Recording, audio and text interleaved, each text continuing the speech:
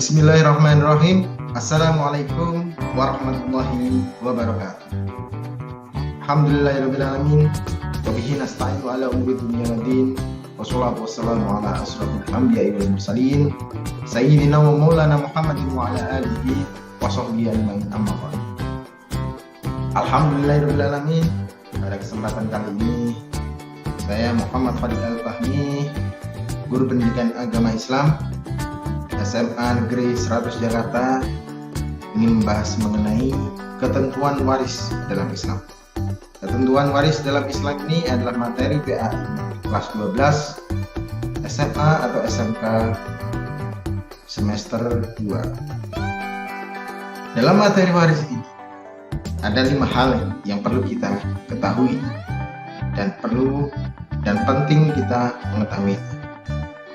Yang pertama adalah pengertian waris, yang kedua dasar hukum waris, yang ketiga ketentuan mewaris dalam Islam, yang keempat menerapkan syariah Islam dalam pembagian warisan, dan yang kelima manfaat dari hukum waris tersebut. Yang pertama, pengertian waris. Warisan atau mawaris dalam bahasa Arab disebut al-mi'ras, merupakan bentuk masdar dari kata warisan. Warisan yarisu irsan, mi'rasan, yang berarti berpindahnya sesuatu dari seseorang kepada orang lain. Secara istilah adalah berpindahnya hak kepemilikan dari orang yang meninggal kepada ahli warisnya yang masih hidup, baik yang ditinggalkan itu berupa harta, uang, tanah, atau apa saja yang berupa hak milik legal secara syar'i. Ilmu faraid, yaitu ilmu yang membicarakan segala sesuatu yang berhubungan dengan harta warisan, yang mencakup masalah-masalah orang yang berhak menerima warisan, bagian masing-masing, dan cara melaksanakan pembagian, serta hal-hal lain yang berkaitan dengan ketiga masalah tersebut. Yang kedua adalah dasar-dasar hukum warisan. Dasar hukum yang pertama adalah Al-Quran, firman Allah Subhanahu wa Ta'ala dalam Quran Surat An-Nisa ayat 7. A'udzubillahi minasyaitonirrajim. Bismillahirrahmanirrahim. Lirrijali nasibun mimma tarakal walidani wal aqrabun walinnisa'i nasibun mimma tarakal walidani wal aqrabun mimma qalla minhu aw kathura nasiban mafruḍa. Bagi orang laki-laki ada hak bagian dari harta peninggalan ibu bapak dan kerabatnya, dan bagi orang wanita ada hak bagian pula dari harta peninggalan ibu bapak dan kerabatnya, baik sedikit atau banyak, menurut bagian yang telah ditetapkan. Dasar hukum yang kedua adalah hadis dari Ibnu Mas'ud. Ani Ibnu Mas'udin qala Rasulullah sallallahu alaihi wasallam, ta'allamul Qur'an wa 'allimuhun nas wa ta'allamul fara'id wa 'allimuha fa inni imru'un maqdudun wa ilmu mafrughun wa yu'tika ayyahtifa ismani fil fara'id wal mas'alati fala yajidani ahadan yukhbiruhuma. Rawahu Ahmad. Dari Ibnu Mas'ud katanya, bersabda Rasulullah SAW, pelajarilah Al-Quran dan ajarkanlah ia kepada manusia, dan pelajarilah Al-Faraid dan ajarkanlah ia kepada manusia, maka sungguhnya ini manusia yang akan mati dan ilmu pun akan diangkat. Hampir saja nanti akan terjadi 2 orang yang berselisih tentang pembagian harta warisan dan masalahnya, maka mereka berdua pun tidak menemukan seorang yang memberitahukan pemecahan masalahnya kepada mereka. Di riwayat Ahmad. Dan yang ketiga adalah hadis dari Abdullah bin Amr bahwa Nabi Shallallahu Alaihi Wasallam bersabda, al-ilmu thalathatu wa ma siwa dzalika fadl ayatu muhkamatun aw sunnatu qa'imah aw faraidul adilah. Rawahu Abu Dawud wa Ibnu Majah. Ilmu itu ada 3 macam, dan yang selain yang 3 macam itu sebagai tambahan saja ayat muhkamat yang sudah jelas, sunnah yang datang dari Nabi, dan faraid yang adil. Hadis riwayat Abu Dawud dan Ibnu Majah. 3. Posisi hukum kewarisan Islam di Indonesia. Hukum kewarisan Islam di Indonesia merujuk kepada ketentuan dalam kompilasi hukum Islam (KHI). Mulai pasal 171 diatur tentang pengertian pewaris, harta warisan dan ahli waris. Kompilasi hukum Islam merupakan kesepakatan para ulama dan perguruan tinggi berdasarkan Impres nomor 1 tahun 1991. Yang masih menjadi perdebatan adalah keberadaan pasal 185 tentang ahli waris pengganti yang memang tidak diatur dalam fikih Islam. Nomor 3, ketentuan mawaris dalam Islam. Yang pertama, ahli waris. Bisa dilihat dari bagan ahli waris. Jumlah ahli waris yang berhak menerima harta warisan dari seseorang yang meninggal dunia ada 25 orang. 15 orang dari ahli waris pihak laki-laki yang biasa disebut ahli waris ashabah yang bagiannya berupa sisa setelah diambil zawil furud.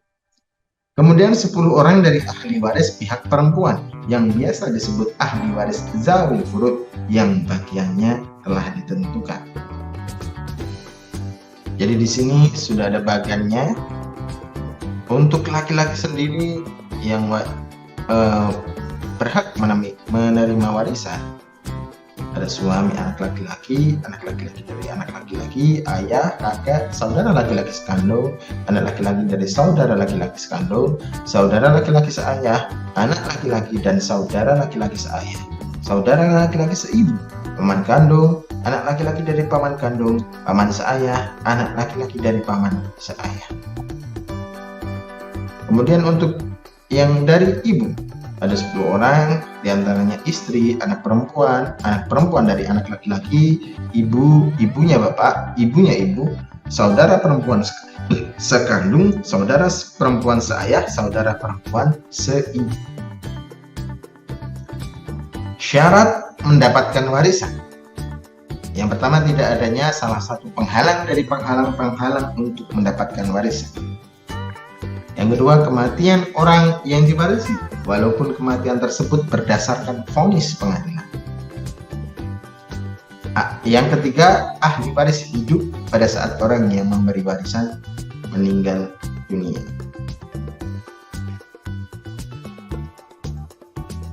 Sebab menerima harta warisan tentu saja yang pertama nasab atau keturunan, yang kedua pernikahan, yang ketiga walak. Kemudian sebab tidak menerima harta warisan, yaitu kekafiran atau beda agama, pembunuhan atau membunuh pewarisnya sendiri, perbudakan, perzinahan, dan li'an. Jadi perbudakan, juga budak juga tidak bisa menerima waris. Perzinahan, suami istri, kemudian ada yang melakukan perzinahan, itu juga berhak tidak diberikan warisan. Untuk ketentuan pembagian warisan sendiri, ahli waris zawil furud bagian setengah. Bagian setengah itu suami, anak perempuan, cucu perempuan, saudara perempuan sekandung, saudara perempuan sebapak. Untuk bagian seperempat, suami, istri. Bagian seperlapan, istri. Bagian 2/3, 2 anak perempuan, 2 cucu perempuan, 2 saudara perempuan, 2 saudara perempuan sebapak, dan bagian 1/3 ibu, 2 saudara seibu, kakek. Bagian 1/6 ibu, nenek, bapak, kakek, saudara seibu, cucu perempuan dari anak laki-laki, dan saudara perempuan sebapak. Selanjutnya, ketentuan pembagian warisan. Ahli waris ashabah perolehan bagian dari harta warisan yang tidak ditetapkan bagiannya dalam furud yang 6, tetapi mengambil sisa warisan setelah ashabul furud mengambil bagiannya. Ashabah bin nasab, yaitu ashabah bin nafsi, ashabah bil ghair, dan ashabah ma'al ghair. Ashabah bis sabab, orang-orang yang membebaskan budak baik laki-laki atau perempuan.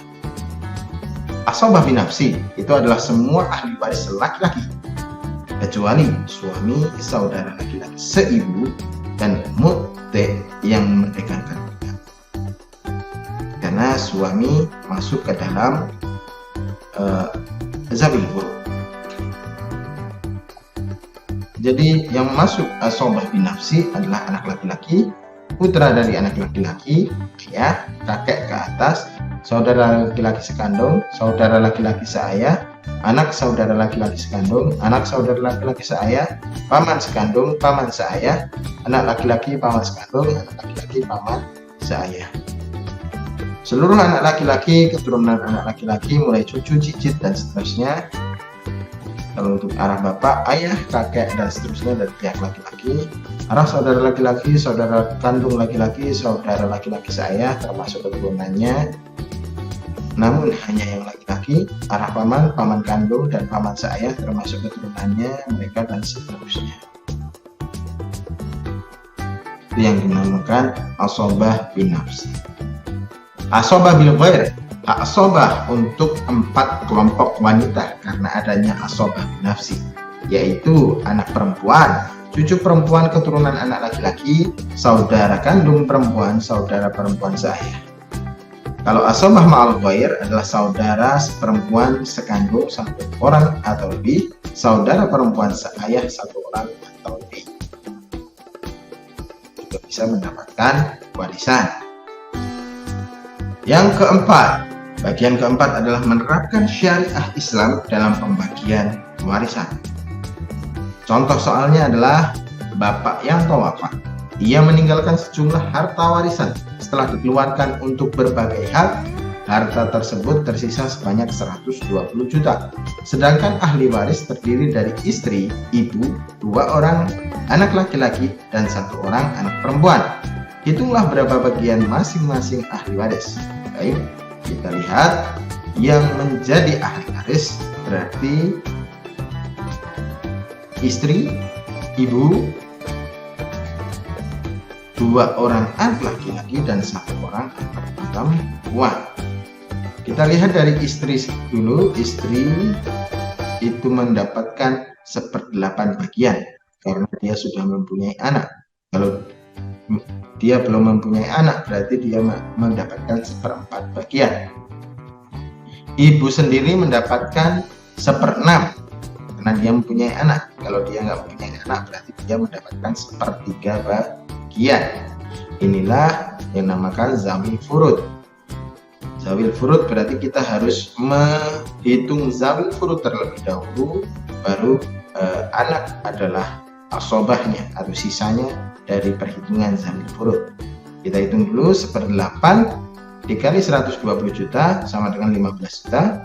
1/6 dikali 120 juta sama dengan 20 juta.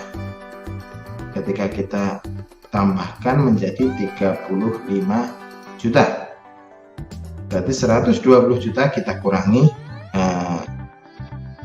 35 juta, sisanya 85 juta. Baru kita hitung untuk asobahnya. Untuk asobah sendiri kita hitung untuk anak laki-laki dan anak perempuan berarti 2:1. Jadi ini ada 2 orang anak laki-laki dan 1 orang anak perempuan. Kita asumsikan laki-laki X dan perempuan Y. 2:1 berarti 2 kali 2 ditambah 1 kali 1. Jadi 4 ditambah 1 sama dengan 5. Yang jelas kita cari penyebutnya dulu, atau yang menjadi pembaginya dengan cara 2:1 tadi. Akhirnya pembaginya ketemulah 5 dengan cara tadi 2x plus 1y. Ini rumus yang sudah jelas ya, 2x 1y. Kemudian untuk 2 orang anak laki-laki berarti kita langsung tambahkan saja 2 orang, 2 tambah 2 berarti 4. 4/5 dikali 85 juta sama dengan 68 juta. Jadi masing-masing adalah 34 juta. Untuk anak perempuan sendiri 1/5 kali 85 juta 17 juta. Dan ini untuk 1 orang perempuan. Berarti bisa dipastikan 17 juta kali 2 adalah 34 juta. 1 orang laki-laki sama dengan 2 kali lipat yang diterima oleh anak perempuan. Itulah ketentuan dalam warisan Islam. Kemudian manfaat hukum waris Islam. Hukum waris Islam sendiri memberi jalan keluar yang adil untuk semua ahli waris. Yang pertama, terciptanya ketentraman hidup dan suasana kekeluargaan yang harmonis. Yang kedua, menciptakan keadilan dan mencegah konflik pertikaian. Terima kasih. Itulah materi ketentuan waris dalam Islam kelas 12 SMA atau SMK sederajat. Jazakumullah khairan katsir. Subhanakallahumma wa bihamdika asyhadu an la ilaha illa anta astaghfiruka wa atubu ilaik. Ila taufiq wal hidayah wa ridwan nayah. Wassalamualaikum warahmatullahi wabarakatuh.